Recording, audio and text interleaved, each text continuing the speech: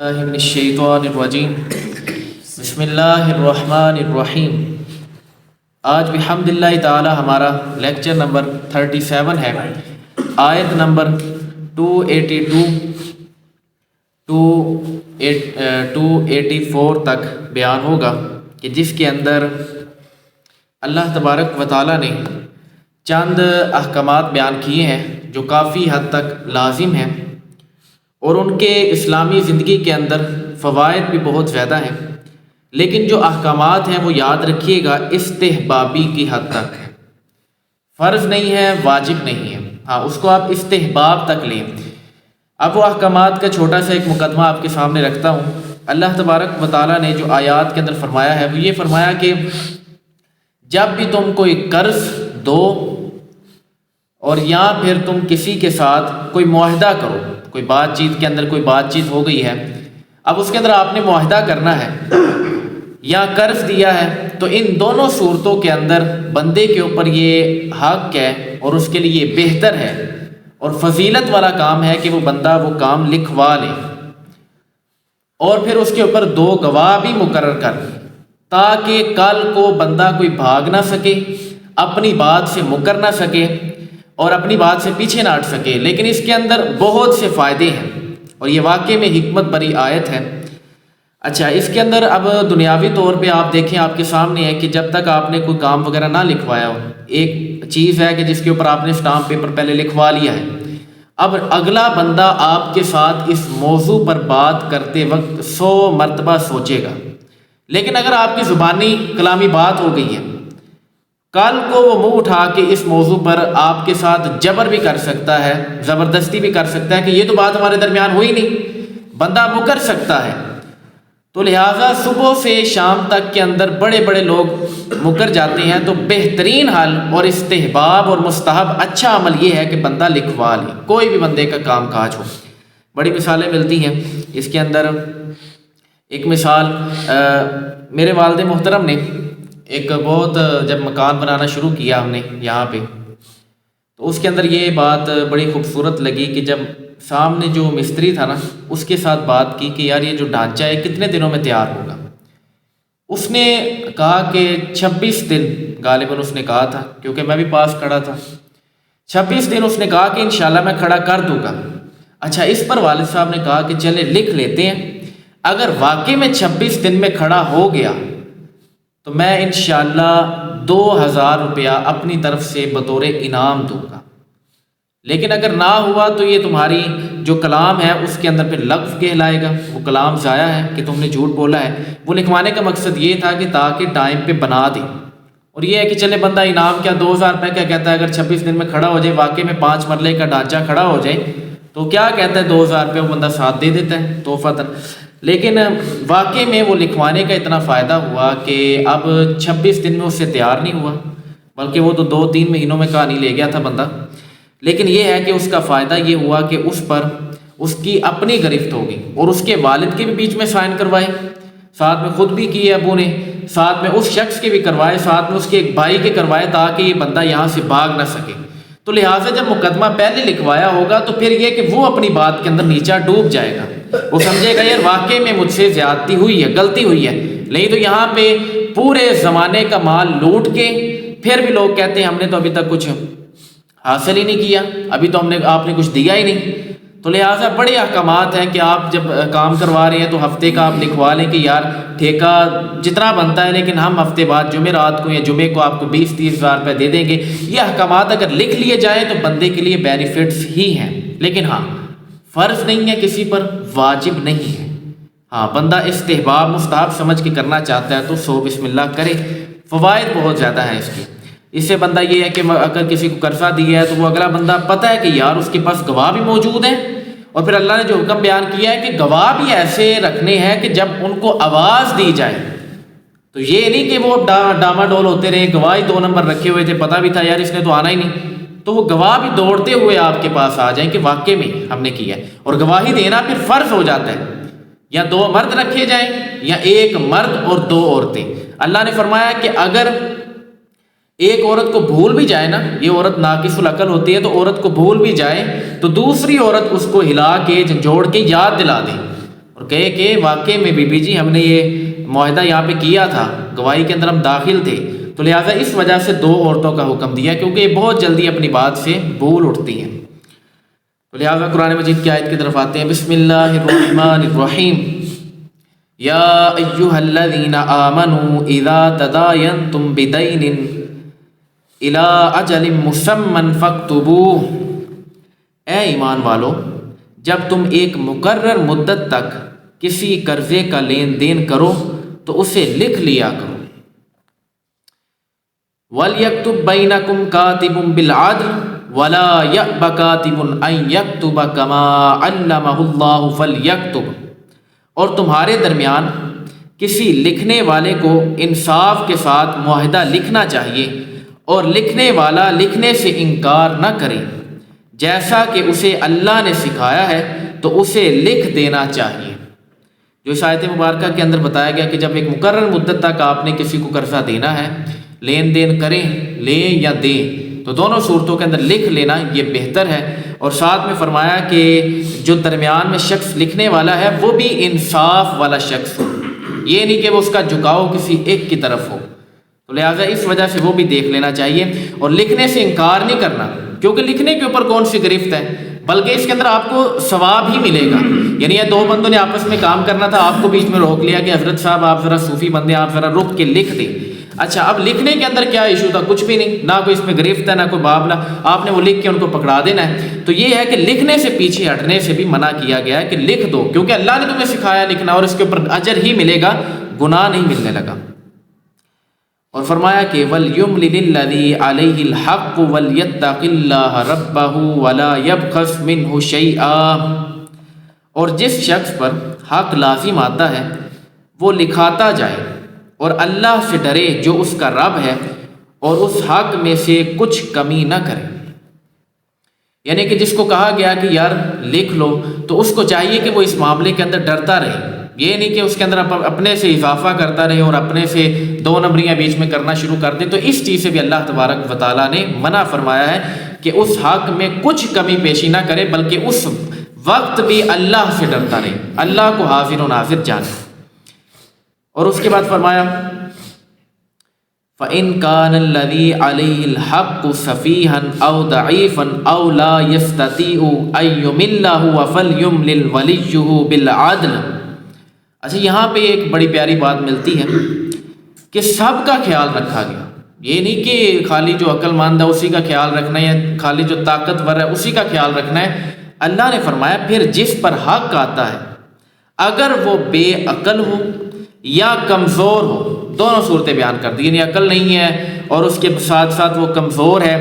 یا لکھوا نہ سکتا ہو، تو اس کا ولی انصاف کے ساتھ لکھوا دے۔ یعنی اس موقع پر بھی اللہ تبارک و تعالیٰ نے اس کا خیال رکھا کہ اگر وہ بندہ بے عقل ہے، بندے کو اتنا نہیں پتہ، یعنی مثال کے طور پہ ایک بندے کو لکھنا ہی نہیں پتہ کہ میں نے لکھنا کیسے ہے، یا وہ کمزور ہے کہ اس کو اتنا تعلیم اور اتنی نالج ہی نہیں ہے کہ یار میں نے یہ کام کرنا بھی تھا یا نہیں، تو تیسرا بندہ اس میں بیچ میں داخل ہو کے وہ اس کے لیے بہترین کر دے۔ اور وہ تیسرا بندہ باہر کا نہیں ہوگا بلکہ ولی ہوگا۔ ولی گھر کے افراد میں سے ہوتا ہے، یعنی بھائی ہے تو اس کا بھائی بن جائے، یا بیٹا ہے تو اس کا باپ بن جائے آگے ولی، وہ پھر لکھ دے تو یہ زیادہ بہتر ہے، کیونکہ باہر کا بندہ لکھے گا تو پکی بات ہے اس نے، اور جس طرح کا معاذ اللہ یعنی کہ زمانہ ہے تو اس کے مطابق تو وہ 2 نمبری مارنے کے پیچھے ہٹے گا ہی نہیں، اس کا بس نہیں چلتا تو وہ 2 نمبری مارنے کی کوشش کرتا رہے گا۔ تو لہٰذا اس وجہ سے جب لکھوانا ہے تو اس موقع پر ولی کو سامنے رکھنا ہے۔ اس کے بعد فرمایا وَاسْتَشْهِدُوا شَهِيدَيْنِ مِن رِّجَالِكُمْ فَإِن لَّمْ يَكُونَا رَجُلَيْنِ فَرَجُلٌ وَامْرَأَتَانِ مِمَّن تَرْضَوْنَ مِنَ الشُّهَدَاءِ أَن تَضِلَّ إِحْدَاهُمَا فَتُذَكِّرَ إِحْدَاهُمَا الْأُخْرَىٰ، اور اپنے مردوں میں سے 2 گواہ بنا لو، پھر اگر 2 مرد نہ ہو تو ایک مرد اور 2 عورتیں ان گواہوں میں سے منتخب کر لو جنہیں تم پسند کرو، تاکہ اگر ان میں سے ایک عورت بھولے تو دوسری اسے یاد دلا دے۔ اللہ نے فرمایا احداہم الاخری، ایک بھولے تو دوسری اس کو جھنجھوڑ کے یاد دلا دے کہ بی بی جی ہم نے یہ معاہدہ کیا تھا، یہاں پہ ہم گواہی کے طور پہ آئے تھے، کیونکہ یہ عورت کا اندر یہ معاملہ ہوتا ہے کہ وہ بڑی جلدی چیز بھول بھی جاتی ہے، اور یہ اس کے اندر قدرتی بات ہوتی ہے کہ وہ ناشکری بڑی جلدی کرتی ہے. تو ناشکری کے اندر یہ ہے کہ پچھلا سارا کا سارا بلا بیٹھنا. تو لہٰذا اس وجہ سے وہاں پہ یہ معاملہ کرنا چاہیے کہ وہاں پہ 2 عورتیں ہوں. ایک عورت ہو تو پھر گواہی مکمل نہیں ہوگی اگر اس کے مقابلے میں ایک مرد ہے تو. وَلَا يَأْبَ الشُّهَدَاءُ إِذَا مَا دُعُوا، اور جب گواہوں کو بلایا جائے تو وہ آنے سے انکار نہ کریں. دیکھیں اللہ تبارک و تعالیٰ نے کس طرح وضاحت کے ساتھ ایک ایک جملے کو، ایک ایک حرف کو قرآن مجید کی آیت ہی کے اندر اتار دی. یعنی ایسا جامع معنی کلام ہے کہ اس کی تفسیر بھی کرنے کی صرف اس حد تک ضرورت ہے کہ دیکھیں آپ کو سمجھ آ جائے. باقی آیات کے اندر واضح پیغام ہے، اس کے تحت تو اب زیادہ تفسیر بھی یعنی کھولنا، وہ واضح کرنا، وہ تو پہلے اللہ تبارک و تعالیٰ نے کر دیا ہے. تو دیکھیں پہلے اس کے ترتیب کے ساتھ پہلے لکھ لینا ہے، پھر اس کے بعد اگر وہ معاملہ ہو جائے، پھر اگر وہ نہیں لکھ سکتا، کمزور ہے، تو ولی سے لکھوا لے. اچھا وہ بھی نہیں ہو سکتا، پھر اگر کر لیا ہے معاہدہ، لکھ لیا ہے، اب 2 گواہوں کو بلائے. گواہ بھی پھر ایسے ہو، مرد اگر ایک ہے تو اس کے مقابلے میں پھر 2 عورتیں ساتھ ہوں گی، پھر گواہی قبول کی جائے گی. اور کہا کہ اگر یا تو 2 مرد ہو جائیں، اچھا پھر تو گواہی قبول کی جائے گی. اور تیسری صورت یہ کہ پھر اس کے بعد کہا کہ جب گواہوں کو بلایا جائے تو وہ آنے سے انکار نہ کریں، اس طرح کے گواہ وغیرہ منتخب کیے جائیں. وَلَا تَسْأَمُوا أَن تَكْتُبُوهُ صَغِيرًا أَوْ كَبِيرًا إِلَىٰ أَجَلٍ. اچھا یہ بھی بڑی پیاری بات ہے. اور قرض چھوٹا ہو یا بڑا ہو اسے اس کی مدت تک لکھنے میں اکتانا نہیں چاہیے. اللہ نے فرمایا اکتاؤ نہیں. چھوٹا قرضہ ہے تو تب یہ نہ سمجھو کہ یار چھوٹی موٹی بات ہے، تو چھوٹا تھا تو پھر آپ کو چاہیے تھا کہ آپ معاف کر دیں، جیسا کہ سابقہ آیات کے اندر، سابقہ لیکچر کے اندر ہم نے کھل کے بیان کیا ہے کہ یا تو بندہ معاف کر دیں. اگر آپ چھوٹا ہی سمجھتے تھے تو پھر یہ ہے کہ پھر اس کا پیچھا نہ کیا جائے. اللہ نے فرمایا چھوٹا ہو یا بڑا ہو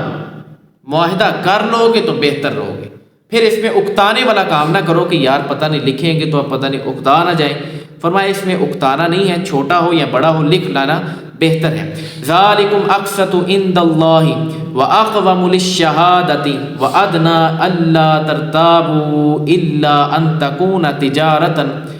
حاضرۃ تدیرونها بینکم فلیس علیکم جناح الا تکتبوها. یہ اللہ کے نزدیک زیادہ انصاف کی بات ہے اور اس میں گواہی خوب ٹھیک رہے گی، اور یہ اس سے قریب ہے کہ تم بعد میں شک میں نہ پڑو. ہر معاہدہ لکھا کرو مگر یہ کہ کوئی ہاتھوں ہاتھ سودا ہو جس کا تم آپس میں لین دین کرو تو اس کے نہ لکھنے پہ تم پر کوئی حرج واقع نہیں ہوتا. یہاں پہ یہ بتایا گیا کہ تم ہر چیز حق و انصاف کے ساتھ لکھ لو، یہ تمہارے لیے بہتر ہے. اور ساتھ ہی اسی آیت مبارکہ کے اندر یہ چیز بتائی کہ ہاں بعض جگہ ایسی ہوتی ہیں جہاں پہ ہاتھوں ہاتھ سودا ہو جاتا ہے. یعنی بالکل نہ اس کو وہ نہیں لے لینا، اپنے سر پہ سوار نہیں کر لینا کہ بالکل ہم بیٹھے ہیں یا لکھنا ہے، 2 منٹ بیٹھے ہیں پھر بھی ہم نے پکڑ کے لکھنا ہے لازمی طور پہ. فرمایا یہ چیز نہیں، بلکہ کہا کہ جب لین دین آپس میں ہو گیا اور دونوں مطمئن ہیں، پیسے وہ پکڑا رہے ہیں، وہاں سے سامان آ رہا ہے، تو بس بات ختم. اب یہاں پہ اگر تم کچھ نہیں بھی لکھتے نا تو کوئی اس پہ حرج نہیں ہے. جس طرح وہ پرچی بندہ بعض اوقات بنا کے دیتا ہے، یار 800 کی یہ چیز لی، 500 کی یہ لی، دال چنا لی وغیرہ سب کچھ، کوئی بھی ایشو ہے، کتابیں وغیرہ لی، تو اب لکھ کے پرچی بندہ سامنے دیتا ہے. تو فرمایا کہ اس صورت کے اندر یہ چیز لازمی نہیں ہے، کیونکہ اس نے پیسے دیے ہیں، آپ نے چیز دے دی ہے تو معاملہ ختم ہو گیا، تو اس میں حرج واقع نہیں ہوتا. وَأَشْهِدُوا إِذَا تَبَايَعْتُمْ وَلَا يُضَارَّ كَاتِبٌ وَلَا شَهِيدٌ. اور جب خرید و فروخت کرو تو گواہ بنا لیا کرو، اور نہ کسی لکھنے والے کو کوئی نقصان پہنچایا جائے اور نہ گواہ کو. فرمایا کہ جس بندے نے لکھا ہے اس کو کوئی نقصان نہ پہنچایا جائے، نہ گواہ کو، یعنی اس کو تکلیف وغیرہ نہ دی جائے کہ ابھی ضرورت بھی نہیں تھی، پہلے ان کو بلا لیا، اپنے سر پہ کھڑا کر لیا کہ آ جاؤ جی. یہ والا معاملہ نہیں کرنا، بلکہ یہاں پہ یہ چیز خیال رکھنا ہے کہ ان کے بھی کام کاج ہیں، انہوں نے آپ کے حق میں گواہی دے دی، وہاں پہ کھڑے ہو کے کہا کہ ہم ٹھیک ہے گواہ ہیں، اب وہ بیچارے اپنے کام کاج کے اندر لگے ہیں. ابھی یہاں پہ دوسرا بندہ آیا بھی نہیں، جو مد مقابل تھا، خصم تھا، وہ بھی آیا بھی نہیں، اس کو پہلے آواز لگا دی کہ آ جاؤ، جس نے لکھا تھا وہ بھی یہاں پہ موجود ہو، اور جہاں ساتھ میں جس نے گواہی دی تھی وہ بھی یہاں پہ آ جائے. فرمایا اس چیز سے بھی اللہ تبارک و تعالیٰ نے منع کیا کہ پھر ان کو ستانا نہیں ہے، بات میں ان کو واضح نہیں دینی، ان کا ٹائم ویسٹ نہیں کرنا، ان کے بھی اپنے زندگی معاملات ہیں. اور اس کے بعد فرمایا وَإِن تَفْعَلُوا فَإِنَّهُ فُسُوقٌ بِكُمْ واتقوا اللہ، اور اگر تم ایسا کرو گے تو یہ تمہاری نافرمانی ہوگی، یعنی کسی کو آپ تکلیف دے رہے ہیں تو یہ نافرمانی ہے، تم ایک اضافی کام کر رہے ہو، تکلیف میں مبتلا کر رہے ہو۔ اور فرمایا اللہ سے ڈرو، وَيُعَلِّمُكُمُ اللَّهُ، اور اللہ تمہیں سکھاتا ہے، وَاللَّهُ بِكُلِّ شَيْءٍ عَلِيمٌ، اور اللہ سب کچھ جانتا ہے، جو کچھ تم لوگ کرتے ہو اللہ تبارک و تعالی ہر چیز سے واقف ہے۔ تو لہٰذا اس وجہ سے نہ اس معاملے کے اندر زیادہ غلو کیا جائے، اس معاملے کے اندر زیادہ بڑھ چڑھ کے دو نمبری کرنے کی ہر وقت کوشش نہ کی جائے، بلکہ انصاف کے تقاضوں کو سامنے رکھتے ہوئے اس کے مطابق لکھوایا جائے یا لکھا جائے، پھر انصاف کے تقاضوں کے مطابق کسی کو تکلیف نہ دی جائے، بلکہ جب ضرورت پڑے عین اس وقت گواہ کو بلایا جائے، لکھنے والے کو بلایا جائے۔ اس معاملے کے اندر اگر کوئی بندہ نافرمانی کرے گا تو وہ اللہ تبارک و تعالیٰ کا نافرمان کہلائے گا۔ اور اب آگے جو آیات آ رہی ہیں اس آیت کے اندر اللہ تبارک و تعالیٰ نے ایک اور چیز کا پیغام واضح کیا ہے۔ اس کے اندر یہ چیز بتائی گئی ہے آیت مبارکہ کے اندر کہ اگر تم کہیں سفر پہ چلے گئے ہو، بندہ چلی جاتا ہے یہاں سے، اب دور بندہ کراچی کی طرف نکل جائے، بندہ مسافر ہے، اب وہاں پہ بندہ لکھنے والا نہ پائے، کیونکہ کوئی بندہ واقف نہیں ہوتا، وہ بندہ کہے گا میں کیوں لکھوں یار، میں تو یہ جانتا بھی نہیں۔ اچھا لکھنے والا بھی نہیں پایا، پھر اس کے بعد نہ وہاں پہ کوئی اس طرح کا ماحول بن رہا ہے اور بندے کی جیب میں پیسے بھی ختم ہیں، اب بندہ کیا کرے؟ تو فرمایا کہ اس صورت کے اندر بندہ اپنی کوئی چیز، مثال کے طور پہ کسی کے پاس کوئی مہنگی گھڑی تھی یا کسی کے پاس کوئی زیور پڑا تھا، کوئی چاندی کی انگوٹھی تھی جو مہنگی تھی واقع میں، اور وہ اب اس نے کیا کیا، اس کو رہن رکھوا دی۔ یہ رہن کا حکم ہے جو یہاں پہ چل رہا ہے، اور یہ قرآن مجید سے ثابت ہے کہ اگر بندہ مسافر کی حالت کے اندر ہو تو اس صورت کے اندر بندہ اس کے پاس کوئی چیز رکھوا لے اور اس سے مال لے لے۔ اچھا جب ضرورت پوری ہو یا اپنے علاقے سے دوبارہ اس کی طرف آئے تو وہی جو مال لیا تھا وہ اس کو واپس کر دے اور اپنا سامان واپس لے لے۔ اس آیت مبارکہ کے اندر یہ چیز بیان ہو رہی ہے، لیکن ساتھ ہی ساتھ میں ایک اور چیز بیان کر دوں، اگر بندہ حالت اقامت کے اندر ہے تو اس صورت کے اندر رہن کا کیا حکم ہے؟ تو وہ بھی اس صورت کے اندر صحیح بخاری کے اندر نبی علیہ السلام کی ایک حدیث مبارکہ موجود ہے کہ نبی علیہ السلام نے غیر سفر کی حالت کے اندر، سفر کی حالت میں یہ معاملہ کرنا قرآن کی قطعی نص سے ثابت ہے، اور غیر سفر کی حالت کے اندر یہ معاملہ کرنا یہ نبی علیہ السلام کی حدیث سے ثابت ہے کہ نبی علیہ السلام نے ایک یہودی کے پاس اپنی زرہ رکھوائی تھی اور اس سے 20 سا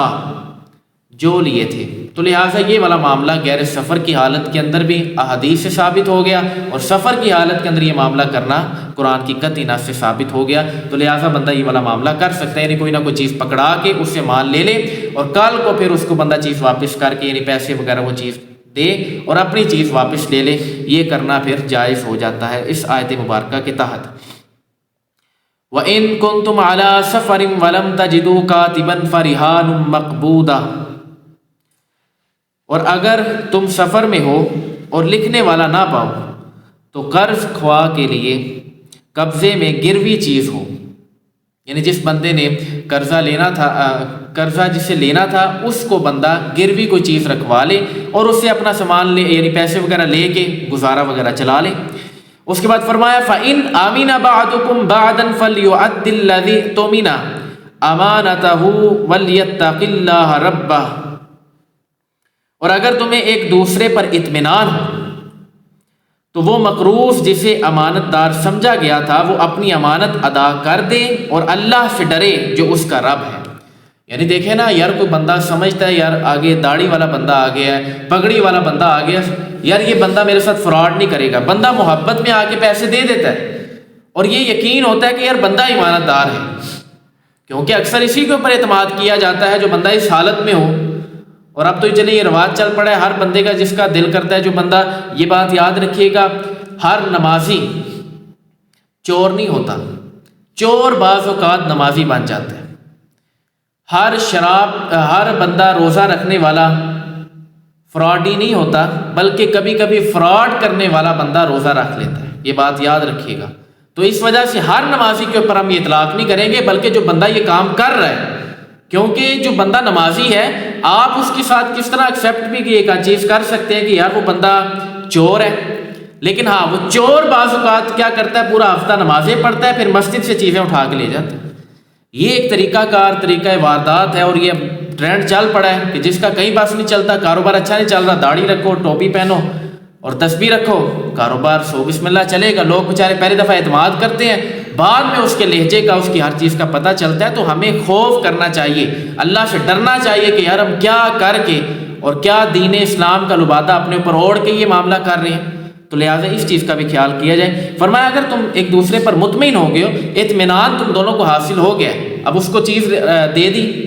اب یہ اس جس پر بندے نے یقین کیا تھا اس بندے کا فرمایا یہ حق کیا ہے کہ وہ اپنی امانت داری کو قائم رکھے اور اس کی چیز اس کو آ کے واپس کرے لازمی طور پہ، کل کو جب بھی دے، جو وقت مقرر ہوا تھا اس کے مطابق دے دے، یا اس نے کہا کہ کل کو واپس کروں گا تو کل کو وہ آ کے لازمی طور پہ کرے۔ اور فرمایا اب یہ اللہ تبارک و تعالیٰ نے یہاں پہ پھر ڈرایا، کہا کہ اللہ سے ڈرتے رہو اور اس رب کی طرف جو تمہیں دیکھ رہا ہے۔ تو لہٰذا اللہ سے ڈرو جو اس کا رب ہے، یعنی اللہ تبارک و تعالیٰ نے اپنا یہاں پہ دبدبہ بتایا کہ لہٰذا اس چیز کا بھی خیال رکھنا ہے۔ وَلَا تَكْتُمُوا الشَّهَادَةَ وَمَن يَكْتُمْهَا فَإِنَّهُ آثِمٌ قَلْبُهُ وَاللَّهُ بِمَا تَعْمَلُونَ عَلِيمٌ، اور گواہی نہ چھپاؤ، جو گواہی چھپائے گا تو اس کا دل گناہگار ہے، اور اللہ تمہارے کاموں کو خوب جانتا ہے۔ تو لہٰذا اللہ تبارک و تعالیٰ ہر بندے کے عمل کو جانتا ہے۔ اس آیت مبارکہ کے اندر بہت بڑا آپ سمجھ لیں اختلاف ہے بعض مفسرین کا، اور اس کے بعد بعض جو احادیث کی روشنی کے اندر، کیونکہ ہمیں حدیث ملتی ہے، نبی علیہ السلام نے فرمایا، صحیح بخاری کی حدیث ہے، نبی علیہ السلام نے فرمایا کہ جو بندے کے دل کے اندر وسوسہ ہوتا ہے اس پہ پکڑ نہیں، ٹھیک ہے، جب تک کہ بندہ اس پر عمل نہ کر لے۔ اب یہ حدیث ہمارے سامنے اور قرآن مجید کے اندر آیا ہے کہ جو تمہارے دل کے اندر گناہ ہے اللہ تبارک و تعالیٰ اس کو بھی جانتا ہے، تو لہٰذا خبردار رہو۔ تو اس چیز سے بھی ہمیں روکا جا رہا ہے قرآن مجید کے اندر، اور حدیث ہمیں یہ کہہ رہی ہے۔ اب ہم یہاں پہ تطبیق کریں گے، بات یاد رکھیے گا، اس امت کے اندر بعض ایسے معاملات ہیں جو اس امت کے اندر خصوصیت رکھتے ہیں، جیسے مثال کے طور پہ جو برا خیال دل میں بے اختیار اچانک آ جائے، اس پر نہ ہماری گرفت ہے نہ پچھلی امتوں کی گرفت تھی۔ یعنی بندہ چل رہا ہے، اچانک کسی غلط کام کا خیال آ جائے اچانک، تو اس پہ ہماری اور نہ پچھلی امتوں کی گرفت تھی۔ لیکن ہاں، کیونکہ یہ آنی فانی ہے، 2 منٹ میں بندے کے دماغ میں آیا پھر چلا جائے گا، فارغ ہو جائے گا۔ لیکن ہاں اس کے بعد فرمایا جو دل میں باقی رہ جائے، دل میں چیز آئی تھی تو اس پر تو ہمیں معافی مل گئی، اور پچھلی امتوں کی بھی تھی، دل میں اب چیز باقی رہ گئی ہے، یعنی ایک دبدبہ باقی رہ گیا ہے، یار واقعی میں دل میں کھٹک رہا ہے، تو اس پر اس امت کی معافی ہے، پچھلی امتوں کی معافی نہیں تھی، وہ ان کی اس چیز پہ بھی پکڑ کی جاتی تھی۔ احادیث سے یہ ساری کی سارا موضوع ثابت ہے۔ اور اس کے بعد فرمایا کہ اگر اس برے خیال کے ساتھ دل میں لذت اور خوشی محسوس کرے، اب وہ خیال آیا تھا برا، اس سے لذت بھی لے رہا ہے، خوشی بھی پیدا ہو رہی ہے، تو لہٰذا اس بات کو یاد رکھا جائے کہ اس کی پکڑ ہماری اس امت میں نہیں ہے۔ ہاں، اب چوتھی چیز آئے گی جس کی پکڑ اس امت میں ہے کہ اب اس چیز پر پرعزم ہو کے ارادہ کر لیا،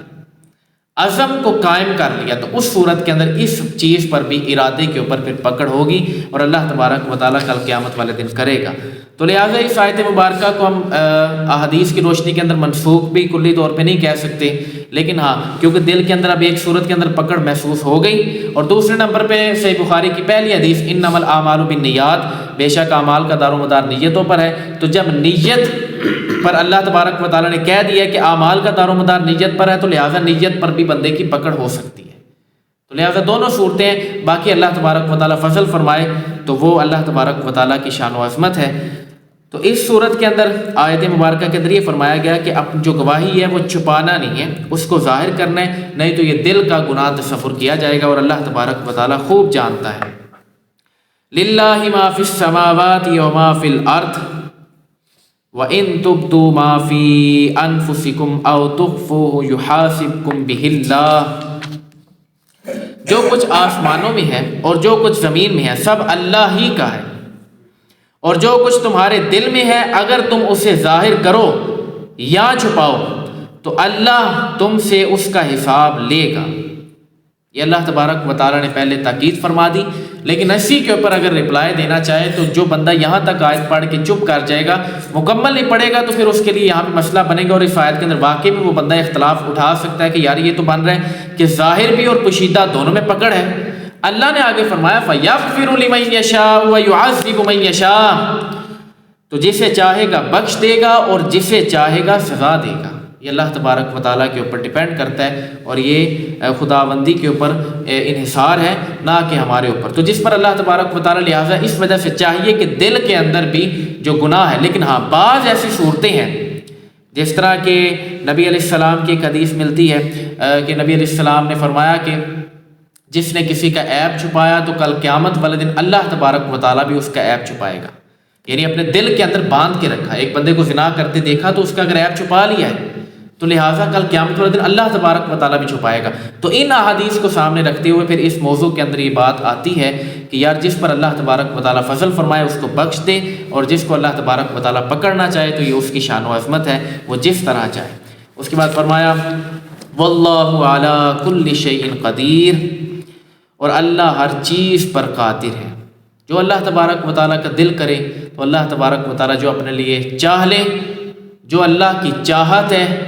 وہ اللہ تبارک و تعالیٰ اس ہر چیز پر قادر ہے۔ اس کے اوپر ہم مکمل ڈبیٹ پہلے بھی کر چکے ہیں، یہاں پہ آپ بالکل مختصر سے سن لیں کہ جب یہاں پہ ہم یہ آیت پڑھتے ہیں تو ساتھ میں بڑے لوگ اعتراض کرتے ہیں کہ اللہ تبارک و تعالیٰ جھوٹ بھی بولنے پر قادر ہو سکتا ہے، نعوذ باللہ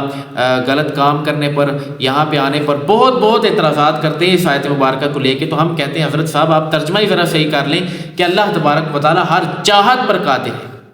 جس طرح کہ سورج بالکل نیزے پر ہو اور نیچے سنگ مرمر لگایا، اس کی کوالٹیز میں یہ چیز داخل ہے کہ اس نے ٹھنڈا ہی رہنا ہے۔ اب یہ آپ سارے جانتے ہیں، تو وہ سورج جتنا مرضی زور لگا لے اس نے ٹھنڈا رہنا ہے۔ تو اللہ تبارک و تعالیٰ جب دوسرا محمد بنانے پر اپنی چاہت نہیں رکھتا تو لہٰذا اس نے بنایا نہیں۔ اللہ کی چاہت ہی نہیں ہے جھوٹ بولنا تو لہٰذا اللہ تبارک و تعالیٰ جھوٹ بولتا ہی نہیں۔ جس چیز پر اللہ کی چاہت ہے وہ اللہ تبارک و تعالیٰ کرتا ہے، اور جس مرضی صورت کے اندر ہو جائے یہ اللہ تبارک و تعالیٰ کی مرضی ہے۔ تو جو چیز چاہت اللہ کی اوپر ڈیپینڈ کرتی ہے اللہ تبارک و تعالیٰ اس پر عمل کرتا ہے، نہ کہ کسی کے کہنے پر پیچھے ہٹتا ہے، نہ عمل کرتا ہے۔ اللہ تبارک و تعالیٰ ہمیں ان آیات ربانی کو سمجھنے کی توفیق عطا فرمائے۔ وما علینا الا البلاغ المبین۔